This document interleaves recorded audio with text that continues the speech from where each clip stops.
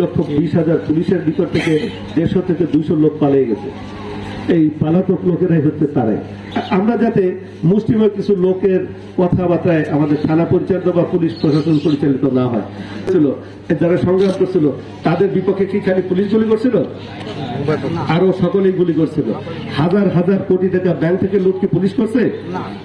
আমরা করছি? আমরা করি না। মহল্লা পার্টিতে কেন? যাতে চুরি না হয়, ডাকাতি না হয়, ধর্ষণের শিকার না হয়, অগ্নিসংযোগ নাই, নানা বিষয়ে আপনারা কি করছেন পুলিশের অনুপস্থিতিতে কেন?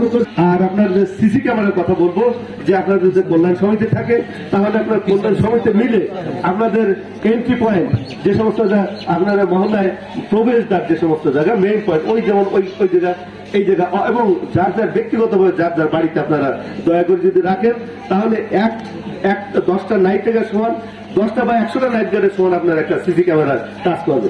সুতরাং যে সেবা পান সে বিষয় নিশ্চিত করবেন আমাদের ওসি সাহেব। আমরা এটা মানে তার উপরে আস্থা রেখেছি, আমাদের ডিপার্টমেন্ট তার উপর আস্থা রেখেছে। সুতরাং বিঘ্নিত করার চেষ্টা করতে পারি না ভাই। আপনার লেভেল দেখে বুঝতে পারছেন যে উনি আগেও যে চাকরি করছেন উনি পরীক্ষিত, ওনার পরীক্ষা দেওয়ার কিছু নাই। একবার আপনাদের এই থানায় এসেছেন যার জন্য ওনাকে জোর করে উনি অফিসার ইনচার্জ হতে চান না, ওরা বহু জায়গায় করতে চান নাই।